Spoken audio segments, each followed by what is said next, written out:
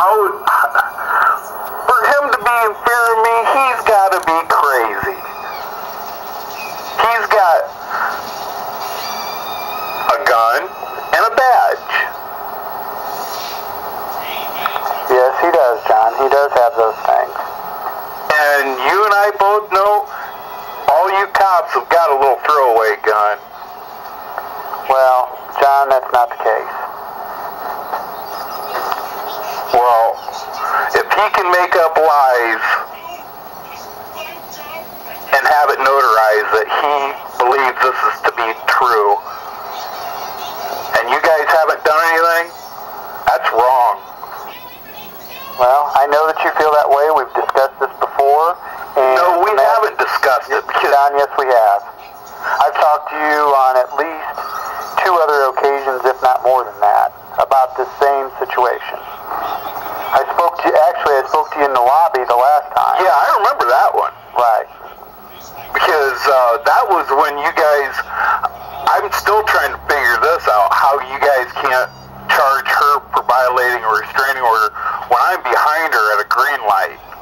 Well, and I'm sure you know that you filed a report against I was antagonizing her, driving behind her. Well, I'm on my way to work. Tell you what, if you can figure out a way to get 4th Street open back up, believe me, I wouldn't be driving that way to go to work. Mm-hmm. Sure. But yet, it seems like every time that she does something wrong, I even had to, for the longest time, you guys wouldn't even take complaints from me about her violating a restraining order because you guys didn't even know that she had one on her. Yeah, I don't know anything about that. I know that she has a protective order against you and you have one against her. I do know that. Yeah, but yeah, it took the longest of times for you guys to figure that out. Well, I also know that she has a couple of different names that she goes by, and that very well could be why it took a while to figure that out. I don't know. I'm speculating, and I shouldn't do that. She's got a couple of names she goes by? News to me. Well, did she have a maiden name and a different name? Her maiden name is Smith. Okay. Well, that's what I'm talking about.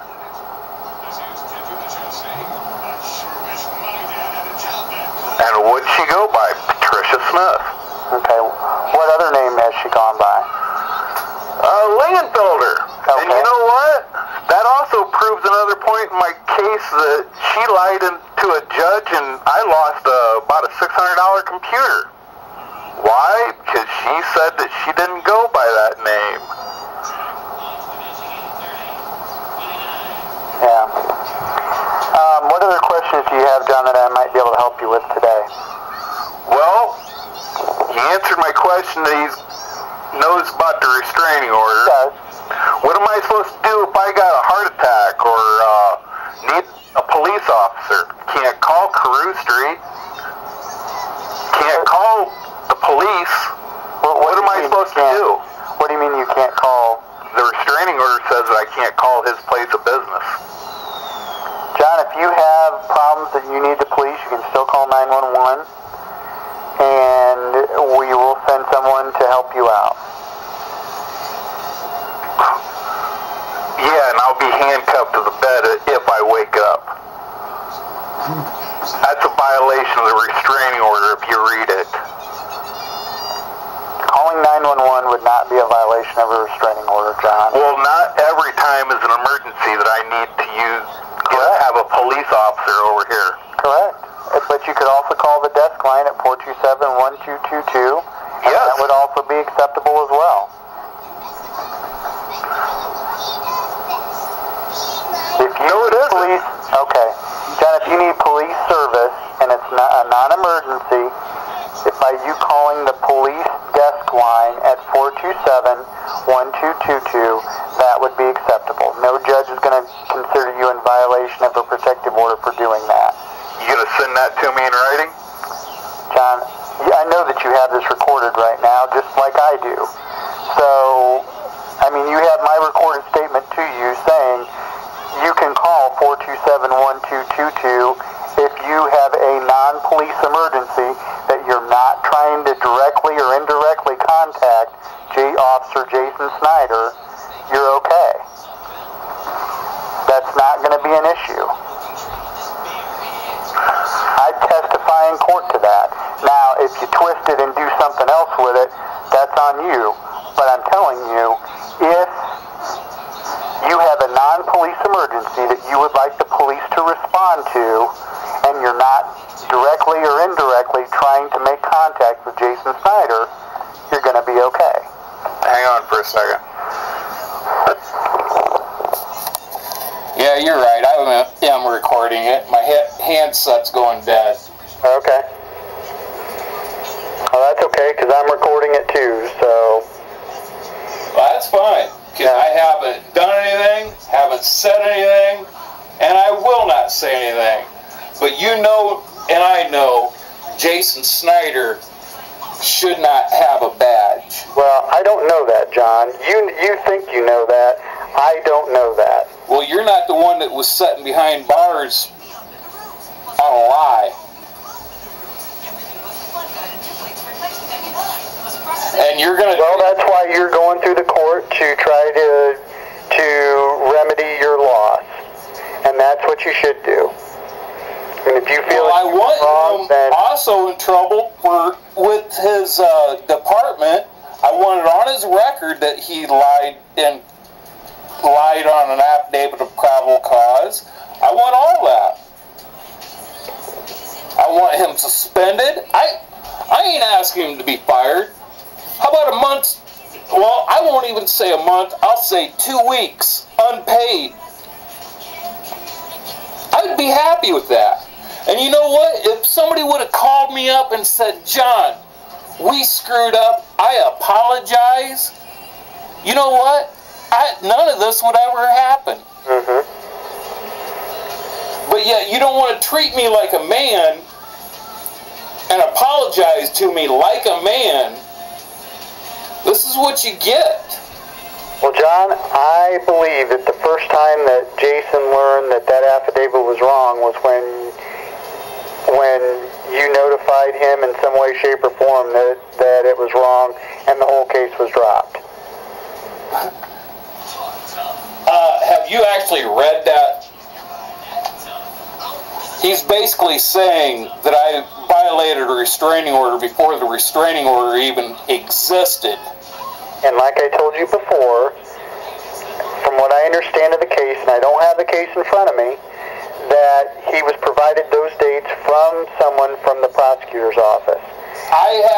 I'm sorry, but I have a notarized statement from Jason L. Snyder signed by him of his statement.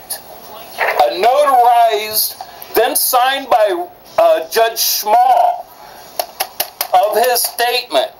Now you're going to backpedal and say, well, he got these dates from someplace else?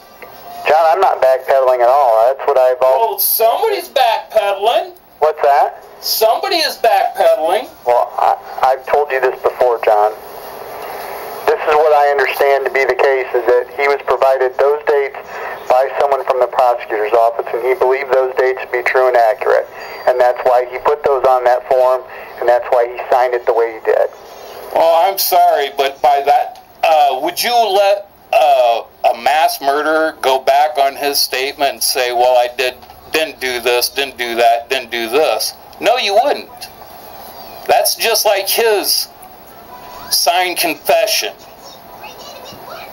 Well, John, that's why you're going to court. That's why you're suing him in court to try to remedy your losses. And I mean, I don't know what else to tell you. Sounds like I got a pretty good case, though, don't it? Well, I don't know. It's not for me to decide whether you have a good case or not. But that's his signed confession, and you're not going to do anything to him about it? No, John, I'm not. Because the way I understand it, he signed that in good faith. And when an officer does something in good faith, it's not an intentional harm. Okay, short version. Through August 31st, 2008, and September 3rd, 2008, said defendant John A. Perry did knowingly, intentionally commit invasion of privacy. Then down at the bottom, the defendant was issued this court, this subpoena, this protective order on September 12th, 2008. If you can read, and I hate to say this, but I am dyslexic, as soon as I read this, and I'm not very good at reading, I could figure it out that he lied. Well, again, that's your perception. That's why you're taking him to court, and you know. How can I violate a restraining order that wasn't even issued until like a week after what he's saying I violated it? And I understand that, John. I don't know how. That's his signed confession. That's his signed confession.